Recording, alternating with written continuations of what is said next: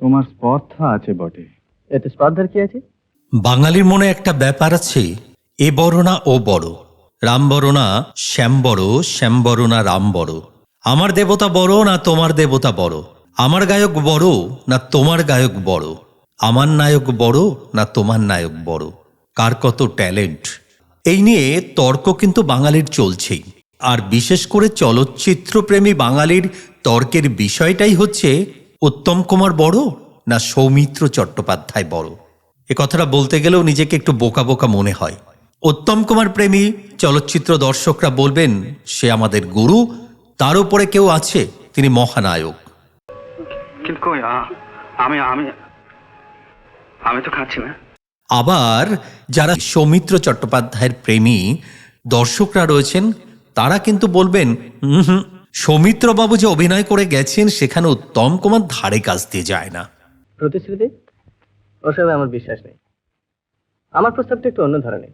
আসলে এই দুই পক্ষই হচ্ছে অর্বাচীন, তার মানে দুই পক্ষই বলা যেতে পারে গণ্ডমূর্খ বা গবেট।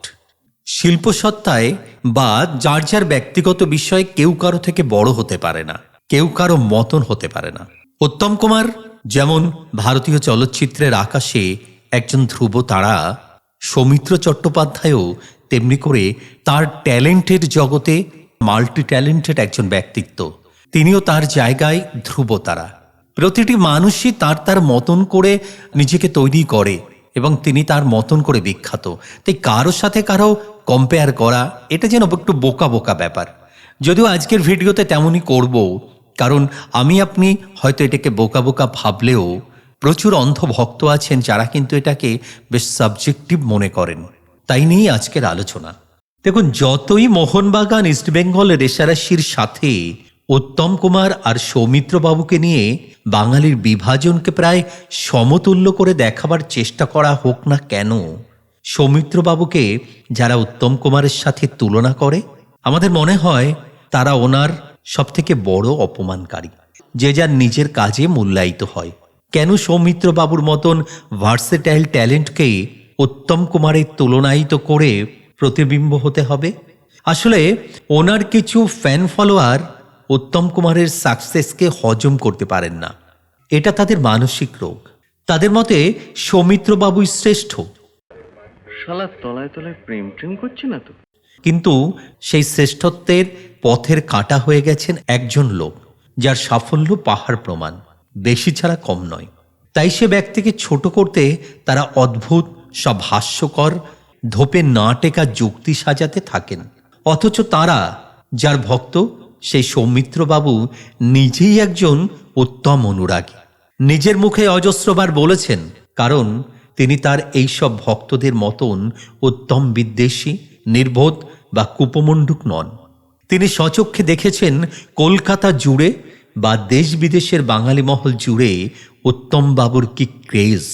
যদিও কম্পেয়ার করেন, নিরপেক্ষভাবে সেটা করেন, উত্তম কুমারের থেকে তো বম্বের অনেক স্টাররাও পিছিয়ে, কিছু হলিউড স্টাররা পর্যন্ত পিছিয়ে। এখানে আবার আপনি কিন্তু রে রে করে আসতে পারেন, এটা কি করে সম্ভব? উত্তম কুমার তো এখানে ছিলেন রাজা হয়ে, তারাও তো ওখানে ঠিকঠাক প্রজা হতে পারেননি। তাতে তাদের কি এসে গেছে? তারা তাদের নিজের কর্মে নিজেদের মনুষ্যত্বে মূল্যায়িত হয়েছেন, কারুর সাথে তুল্যমূল্য বিচারে নয়। সত্যজিৎ রায়ের নায়ক ছবিতে দেখতে পাই সিনেমার অভিনয় যে মঞ্চ থেকে আলাদা সেটা উত্তম কুমার কাউকে বোঝাচ্ছেন। বাস্তবে ক্যামেরার সামনে অতি অভিনয় কখনোই তিনি করেননি। আসলে ক্যামেরাকে এমনভাবে গুলে খেয়েছিলেন তিনি, সিনেমা অ্যাক্টিং নিয়ে এতটাই পড়াশোনা আর ধারণা ছিল যে ভারতবর্ষে সিনেমার আদর্শ অভিনয়ের স্বাভাবিকত্বে উত্তম কুমারের ধারে কাছে কেউ নেই। দিদি, আমাকে একটু ওই অর্গানটা সামনে বসিয়ে দাও না। তবে সর্বভারতীয় স্টারডমে অনেকেই এগিয়ে থাকতে পারেন, সেটা স্বাভাবিক। কিন্তু তিনি চলচ্চিত্র সম্মত অভিনয়ে নাম্বার 1 এটা আমরা বলছি না। বিগ বি অমিতাভ বচ্চন উত্তম কুমারকে আজও গুরু ছাড়া সম্বোধন করেন না, তিনি সবসময় উত্তমবাবুকে গুরু বলেই সম্বোধন করেন। দেশপ্রেমী ছবিতে একসাথে কাজ করেছিলেন। দিলীপ কুমার তার অভিনয়ে গুণমুগ্ধ ছিলেন। রাজেশ খান্না ২৭ বার নিশিপদ্ম ছবি দেখেও অমর প্রেমে উত্তম কুমার হতে পারেননি, আর নিজে মুখেই সে কথা জানিয়েছিলেন রাজেশ খান্না।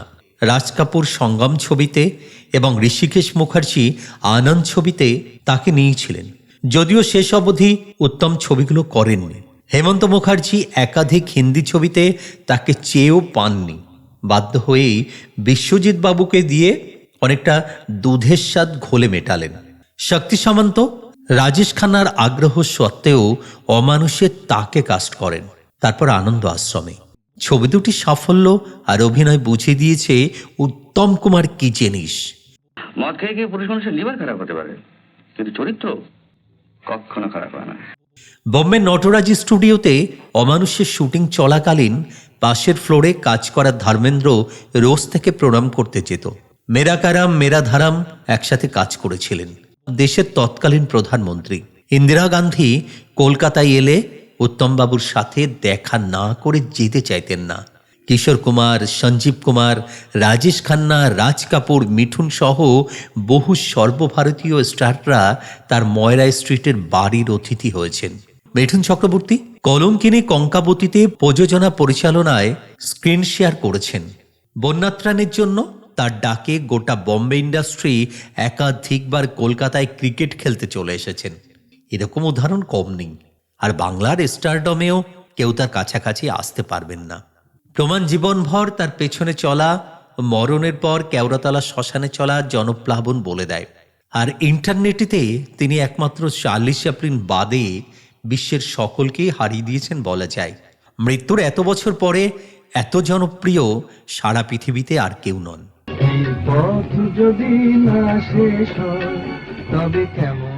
আজও রোজ লক্ষাধিক বাঙালি তার ছবি ইউটিউবে দেখে, গুগল ইনস্টাগ্রামে তার ছবি খোঁজে, ফেসবুকে তার স্থির চিত্র বা চলচ্ছবিতে তাকে নিয়ে লেখা লাইক কমেন্ট দেয়। এ নেট যুগেও তিনি স্বমহিমায় বিরাজমান। সব মিলিয়ে ১০০-র বেশি গ্রুপ আর পেজ তাকে নিয়ে। সৌমিত্রবাবুকে নিয়ে এরকম উন্মাদনার কিছুটা থাকলেও আমার নজর অন্তত এড়িয়ে যেত না। সৌমিত্রবাবু আসলে একজন টোটাল প্যাকেজ। তিনি ভালো লেখক, নাট্যকার, চিত্র অভিনেতা। লালুটার জন্য ওর সমস্ত তাতে ওস্তাদি। তোকে বলেছি মোয়ের ওপর উঠে দেয়ালে পোস্টার লাগা, তুই একদম স্টেজ অ্যাক্টর, বিখ্যাত বাচিক শিল্পী, ভালো ছবি আঁকেন, কবি এবং চিন্তাবিদ। তিনি সর্বগুণে মহান।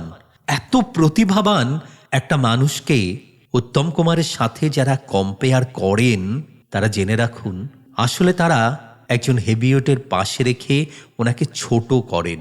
এইভাবে বড় করতে গিয়ে আদৌ কি সার্বিক বিচারে সৌমিত্র বাবুর মতন একজন অন্যতম লেজেন্ডকে তারা অপমানই করেন না? ভেবে দেখবেন, কারণ কখনোই দুজন স্টারের মধ্যে তুলনা হতে পারে না। বাঙালির মধ্যে উত্তম কুমারের সাথে তুলনায় একসময় বম্বে কাঁপানো বিশ্বজিৎ বাবু, অর্থাৎ অভিনেতা প্রসেনজিৎ বাবুর বাবা, বা মিঠুন চক্রবর্তীর ধারে কাছেই আসে না। অন্য কেউ তো দূর কি বাদ। বিশুবাবুর ছেলে প্রসেনজিৎ বাবু বলেছিলেন, মরে গেলে আমাকেও লোকে মহানায়ক বলবে। তার উত্তম জেঠুকে যে বেঁচে থাকতেই বলেছিল, এটা হয়তো ওই মানুষটার সাথে 3টে ছবিতে কাজ করেও উনি জানতেন না। যাই হোক, যেখানে মহানায়ক হতেই বিগত 30 বছরের একজন লিডিং টলিউড স্টার হিরো নিজের মৃত্যু কামনা করে, তো সেখানে সৌমিত্র বাবুর মতন একজন অন্য ভাবধারা, ভিন্ন ঘরানা, আলাদা জীবনবোধ সম্পন্ন শিল্পীর কম্পেয়ার কিভাবে হয় বলুন তো? তবু যদিও আপনি সেটা করেন, সৌমিত্রবাবুকে পিছিয়ে যাবেন কিভাবে? এক এক করে যুক্তি দিচ্ছি। সৌমিত্রবাবুকে পিছিয়ে যাবেন, যদিও এই কম্পেয়ারটা করা মোটেও সঠিক নয়, তবু একটু করে দেখি, আপনারাই রেজাল্টটা বলুন। সৌন্দর্যে, গ্ল্যামারে, মুখ ভরা হাসিতে, সেক্স অ্যাপিলে, ব্যক্তিত্ব সম্পন্ন, রোমান্টিক অ্যাপিয়ারেন্সে উত্তম কুমারের ধারে কাছে কেউ নেই। হিট জুবিলিতে তিনি উত্তমের অর্ধেকও নন। তার ছবিগুলি চলছে, কিন্তু একটা দুটো বাদে সেগুলো নিয়ে টিকিটের লাইনে মারপিট, সারা রাত ধরে লাইন দেওয়া হয়নি বললেই চলে। উত্তম কুমারের মতন এত আলোচিত, বিতর্কিত, বিকৃত ফিগার নন। উত্তমবাবু ছবি করে সারা জীবনে যে রেট পেয়েছেন, সৌমিত্রবাবু সেটার থেকে অনেকটাই কম পেয়েছেন। সৌমিত্র বাবুকে নিয়ে গুরু গুরু বলে জন উন্মাদনা কোনোদিন হয়নি, যেটা মৃত্যুর 40 বছর পরেও উত্তম কুমারকে নিয়ে আজও হয়। আজও 24শে জুলাই, 3রা সেপ্টেম্বর তার ছবি নন্দনে, তার বহুবার দেখা ছবি লোকে টিকিট কেটে দেখে। তার স্মরণ অনুষ্ঠানের কক্ষের বাইরে হাউসফুল বোর্ড ঝোলে। উত্তম কুমারের মৃত্যুর 1-2 বছর পরে জানিয়ে মানুষের আক্ষেপ ছিল, সেটা আজও আছে। সৌমিত্রর প্রয়াণে তার লেশমাত্র আছে বলে মনে হয় না। নিশ্চয়ই একজন শিল্পীর বিদায় দুঃখজনক, কিন্তু উত্তম কুমারের বিদায় যেভাবে হাহাকার ফেলে দিয়েছিল, সেটা বাংলায় রবীন্দ্রনাথ ছাড়া আর কারুর ক্ষেত্রে হয়নি। বই ম্যাগাজিনে উত্তম সব রেকর্ড ভেঙে দিয়েছেন। আমাদের মতন একটু যারা চলচ্চিত্র প্রেমিক, বাংলা চলচ্চিত্রকে ভালোবাসে, তাদের বাড়ি হয়তো 1-150 ম্যাগাজিন রয়েছে যার কভার পেজে উত্তম বাবুর ছবি। এমন কোনো বাঙালি নেই যার বাড়িতে হয়তো উত্তম কুমারের একটা ছবি নেই। সৌমিত্রবাবুকে নিয়ে 2-1জন ব্যতিক্রমী কালেক্টর বাদে কারুর কাছেও সিকিভাগ আছে কিনা সন্দেহ। বেরোয়নি, বেরোলেও সেভাবে চলেনি, তো থাকবে কিভাবে? মানুষ হিসাবে উত্তমের যোজন খানেকের মধ্য তিনি আসবেন না। দান ধ্যান করেছেন কিনা জানা যায়নি। দুস্থ শিল্পীদের আর্থিক সহায়তা দিতে শিল্পী সংসদের মতন সংগঠন তৈরি করতে পারেননি তিনি। নাটকে লেখা, অভিনয়ে নির্দেশনা দিলেও উত্তম কুমারের তুলনায় সিনেমা ক্ষেত্রে 1টা বা 2টো বাদে প্রযোজনা করতে, নির্দেশনা দিতে বা সঙ্গীত পরিচালনা করে উঠতে পারেননি। উল্টে লেজেন্ডারি ঋত্বিক ঘটককে ধরে পিটিয়েছেন। সেটা আবার নিজে মুখে ইন্টারভিউতে বলেছেন। তিনি সাফল্যের চূড়ায় থাকা উত্তম কুমারের ভদ্রতা, নম্রতা, সভ্যতা, মানুষকে সম্মান দেওয়া আজও টলিউডের আনাচে কানাচে মিথ হয়ে ঘুরে বেড়ায়। আজও অনেকে ডাউন টু আর্থ উদাহরণ টানতে অরিজিৎ সিংয়ের উদাহরণ টানে। উত্তম কুমার এককালে মধ্যবিত্ত জীবনযাপন করে তা দেখিয়ে গেছেন। মানুষকে মানুষই ভেবেছেন, বিপদে তাদের পাশে থেকেছেন। কত মানুষকে কাজ দিয়েছেন, টাকা দিয়েছেন, সাহচর্য দিয়েছেন, গুণে শেষ করা যাবে না। বোম্বেতে সৌমিত্রবাবু উত্তমের মতন সফল নয়। উত্তমবাবু খুব বেশি হননি, কিন্তু সৌমিত্রর চেয়ে কিছু বেশি হয়েছেন। অমানুষের মতো কালজয়ী সিলভার জুবিলি দিয়েছেন। অমিতাভ বচ্চন, হেমা মালিনী, শাম্মী কাপুর, বৈজয়ন্তীমালা, আমজাদ খান, অমল পালেকরের মতন বড় বড় অভিনেতার সাথে রোল করেছেন। শক্তি সামন্ত, বাসুদেব ভট্টাচার্য, গুলজারের মতন পরিচালকের সাথে কাজ করেছেন। সহশিল্পীদের যেমন সুচিত্রা সেন, সুপ্রিয়া দেবী, সাবিত্রী দেবী, ছবি বাবু, পাহাড়ি সান্যাল, ভানুবাবু ইত্যাদি সবার কাছে, প্রায় শতাধিক প্রথম সারির ব্যক্তির কাছে সেরার সেরা একজনই, তিনি উত্তম কুমার। তারা কি এদের থেকে কম বুঝতেন? সমকালীন যত বড় বড় পরিচালক, প্রযোজক, চলচ্চিত্র সাংবাদিক, অজয় কর থেকে তরুণ মজুমদার, তপন সিংহ, অঞ্জন চৌধুরী সবাই বলেছেন উত্তম কুমার একটাই হয়। যিনি সৌমিত্রকে ব্রেক ও সব থেকে বেশি মাইলেজ দিয়েছেন, সেই সত্যজিৎ রায় স্বয়ং তার স্মরণ সভায় সৌমিত্র বাবুকে পাশে নিয়ে বলেছেন, উত্তমের মতন কেউ ছিল না, তার মতন কেউ হবেও না। সৌমিত্রবাবু 60-70 রোল দারুণ করে গেছেন, কিন্তু উত্তম কুমার সেই সুযোগ পাননি, কারণ মাত্র 54 বছর বয়সেই তারা অকাল প্রয়াণ ঘটে। তাই এটাকে উদাহরণ হিসাবে তুলে কারোর উত্তম থেকে তাকে এগিয়ে রাখার প্রয়াস যুক্তিহীন। অনেকে আবার বহুমুখী প্রতিভাকে উদাহরণ হিসাবে দেখায়, কিন্তু উত্তমবাবুরও বহুমুখী প্রতিভা হিসাবে কম ছিল না। এককালের ভালো ফুটবলার, সুইমার, ছাত্র হিসাবে ভালো সাহিত্য অনুরাগী, ভালো লেখক, গাইতে জানতেন। তিনি ভালো প্রতিমা শিল্পী ছিলেন। নাট্য অভিনয় যাত্রাতেও খুব পারদর্শী ছিলেন। স্ক্রিপ্ট লেখা, পরিচালনা, সিনেমায় নানা রকম ইনপুট দিয়ে বা ইম্প্রোভাইজ করে সেটাকে আলাদা লেভেলে নিয়ে যাওয়া, সেসব ক্ষেত্রে উত্তম কুমার আজও বহু টলিউড অভিনেতার আদর্শ। তবে সমস্ত স্টারডম, জনপ্রিয়তা বাদ দিয়ে শুধু সিনেমা অভিনয়ের বিচারে উত্তমবাবু এগিয়ে।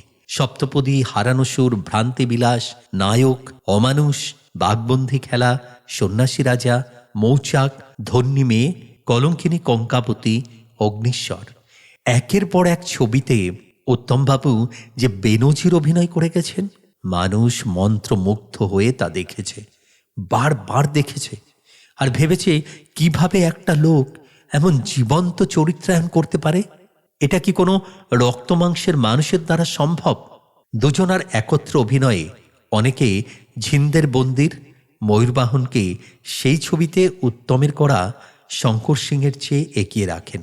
ব্যক্তিগতভাবে না মানলেও তর্কের খাতিরে যদি ধরে নিই সেটা ঠিক, কিন্তু আর কোনো যৌথ ছবিতে সৌমিত্রবাবুকে তারা এগিয়ে রাখতে পারবেন না, কারণ উত্তম কুমার বারবার তাদের সেই সুযোগ দেবার বান্দা নন।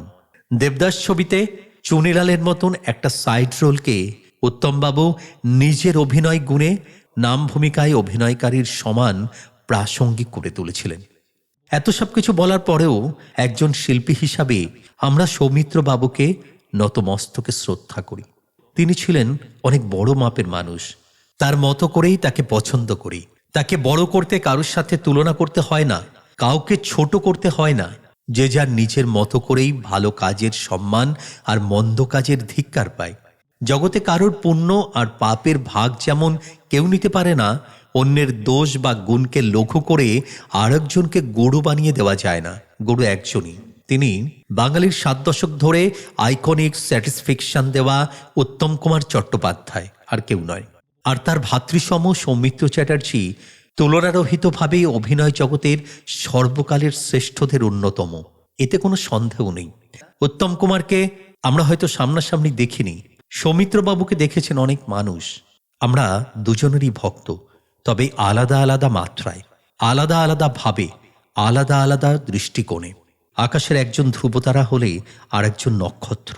তাই দুজনকেই বাঙালির প্রয়োজন, আর দুজনকে নিয়েই চলবে বাঙালির আগামী প্রজন্মের পর প্রজন্ম এই সমালোচনা।